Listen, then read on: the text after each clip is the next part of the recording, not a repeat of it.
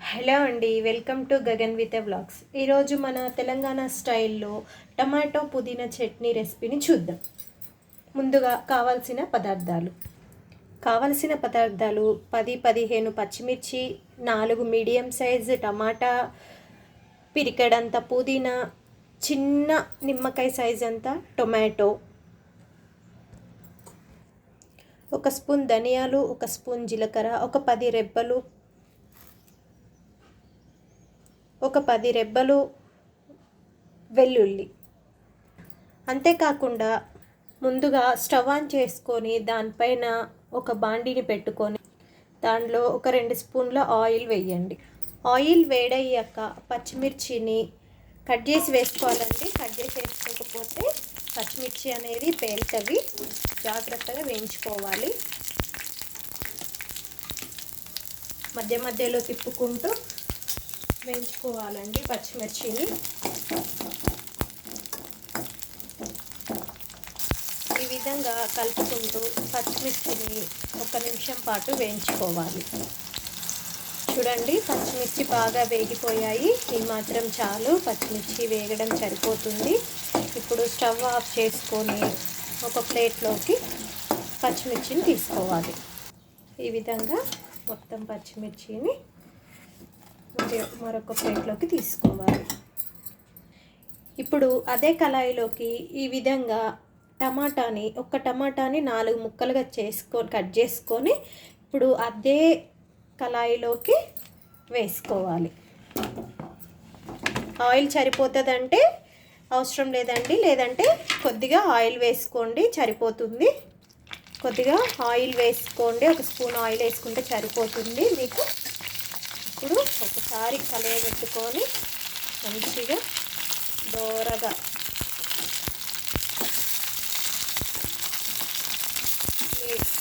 సిమ్లో పెట్టుకొని మంచిగా వేయించుకోండి. ఇప్పుడు టమాటాతో పాటు పుదీనా కూడా వేసుకోండి. పుదీనా కూడా మగ్గాలి కదండి. పుదీనా కూడా వేసుకొని మొత్తం కలయబెట్టుకోండి.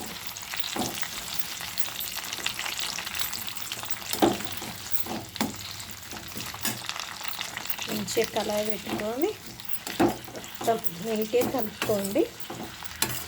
పుదీనా ఊరికనే మగ్గుతుంది, కాకపోతే పుదీనా ఆకు స్మెల్ మంచిగా టమాటాలకు పడుతుంది. ఇప్పుడు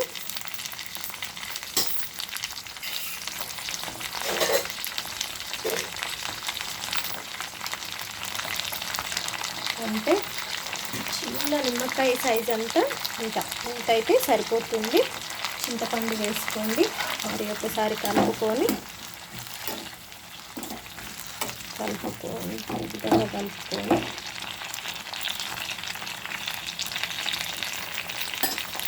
మూత పెట్టేసుకొని ఒక 5 నిమిషాలు అట్లా మగ్గనివ్వండి. ఇలా మధ్య మధ్యలో తీసి కలుపుకుంటూ ఉండండి. చూసారా పుదీనా ఎలా మగ్గిపోయిందో? టమాటాలో ఉన్న నీరు మొత్తం వచ్చి ఉడకాలి, జ్యూసీగా అయిపోవాలండి టమాటా. ఇంతవరకు నిదానంగా మాడిపోకుండా అడుగంటకుండా మగ్గబెట్టుకోండి. ఈ విధంగా తిప్పుకుంటూ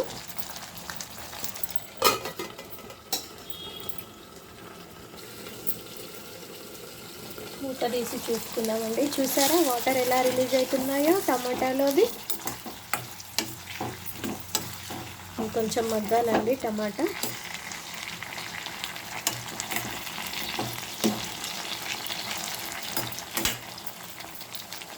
ఇప్పుడు ఈ స్టేజ్లోనే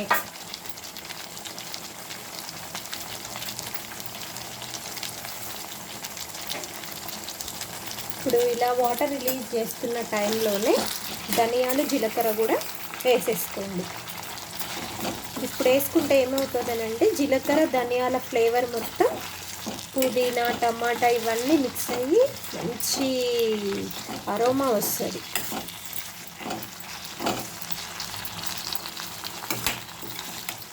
ఇట్లా కలుపుకొని మళ్ళీ కొద్దిసేపు ఒక 2 నిమిషాలు మూత పెట్టుకోండి. ఇప్పుడు ఒకసారి మూత తీసి తిప్పుకోండి. మరొకసారి బాగా ఉడకబెట్టుకోవాల్సిన అవసరం లేదు. ఈ పైన ఈ పీల్ ఉంది కదా, టమాటా పీల్ రిమూవ్ అయ్యే వరకు కూడా మగ్గబెట్టుకోండి.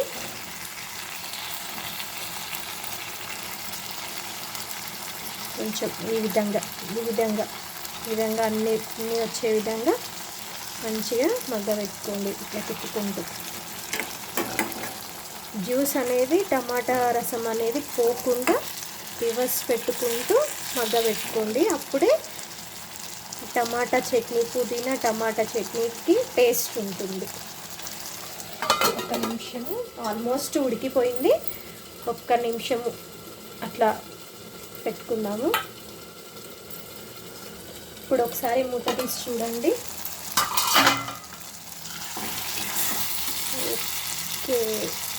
ఓకే అండి, మొత్తం అన్నీ కూడా మంచిగా మగ్గిపోయింది. వెనకది ఊడొచ్చేస్తుంది. తీస్తే మనము దీన్ని ఒక 10 మినిట్స్ పక్కన పెట్టుకోండి.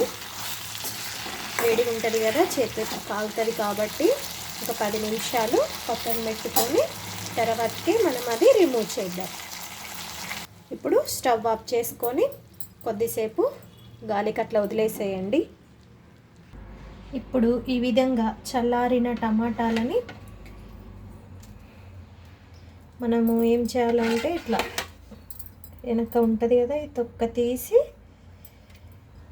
ఇంకో ప్లేట్లో పెట్టుకోండి. ఈ విధంగా అన్ని టమాటాలని తొక్క తీసి పక్కన పెట్టుకోండి.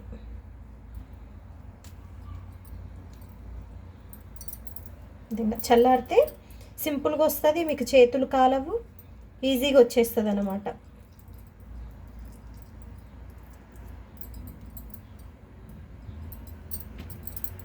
విధంగా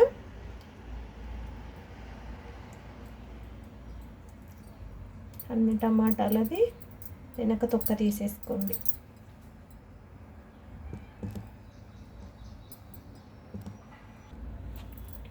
ఈ విధంగా అన్నిటిది కూడా తొక్క తీసేయండి. చూసారా వీటిలో జ్యూసీగా ఎంత బాగుందో లోపల. అది పోకుండా ఉంటే మీకు పుల్లగా కారంగా వస్తుంది చట్నీ. ఈ విధంగా అన్నీ తీసేయండి.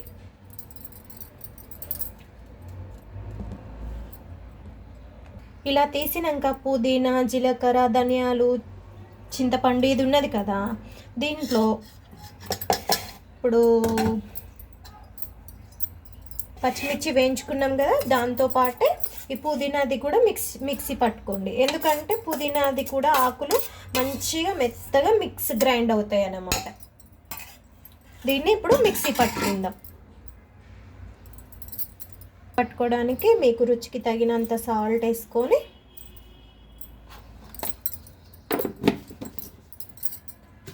మిక్సీ పట్టుకుందామండి మనం.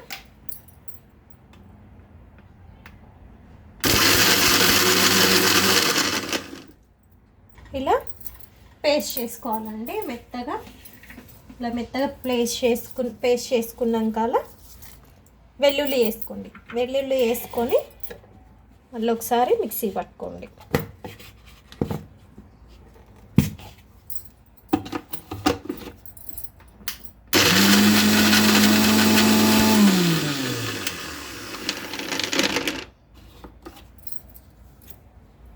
ఇలా మిక్సీ పట్టుకున్నాక కొంచెం కచ్చాపచ్చాగా ఉన్నాయి కదా వెల్లుల్లి, ఈ టైంలో టమాటాను యాడ్ చేసుకోవాలి.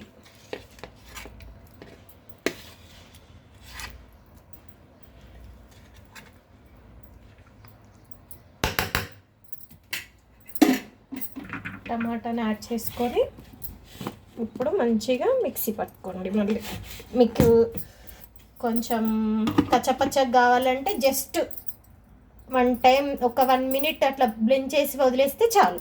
లేదు మాకు కొంచెం మంచిగా కావాలి అని అంటే ఒక 2 మినిట్స్. ఇప్పుడు మిక్సీ పట్టుకుందాం. ఈ విధంగా మిక్సీ పట్టుకోవాలి. ఇప్పుడు ఇలా మిక్సీ పట్టుకున్న దాన్ని తాలింపు వేసుకోవాలండి. ఈ చట్నీకి అసలైన సీక్రెట్ టేస్ట్ అక్కడే వస్తుంది. ఇప్పుడు స్టవ్ ఆన్ చేసుకొని మరొక కళాయి పెట్టుకోండి. దాంట్లో ఒక 1½ స్పూను ఆయిల్ వేసుకోండి.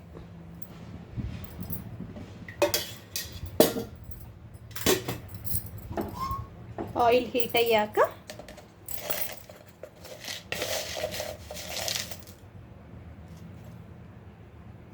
వన్ స్పూన్ తాలింపు గింజలు, 1½ స్పూన్ తాలింపు గింజలు వేసుకొని మగ్గబెట్టుకోండి. మంచిగా దోరగా వేగాక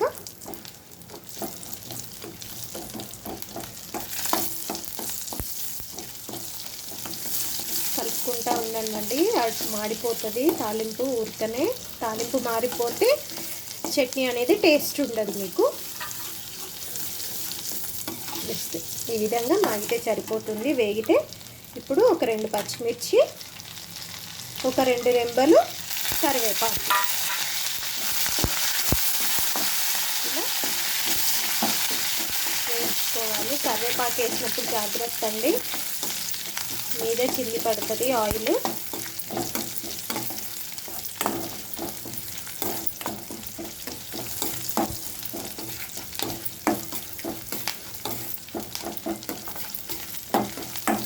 ఈ చట్నీ వేడి అన్నంలో నెయ్యి వేసుకొని తింటే అదిరిపోద్దండి. పిల్లలు ఇష్టంగా తింటారు చూడండి. కారం తక్కువ వేసి పెడితే పిల్లలు ఇష్టంగా తింటారు.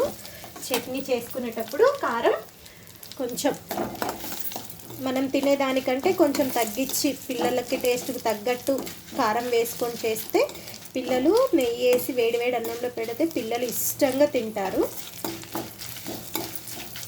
ఇప్పుడు తాలింపు మగ్గిపోయింది. స్టవ్ ఆఫ్ చేసేసి ఇప్పుడు మిక్సీ పట్టుకున్న చట్నీని ఇలా దీంట్లో వేసేస్తుంది. స్మెల్ అదిరిపోతుందండి. ఈ విధంగా వేడి అన్నంలో తింటే ఉంటుంది. ఆహా, అదర్స్.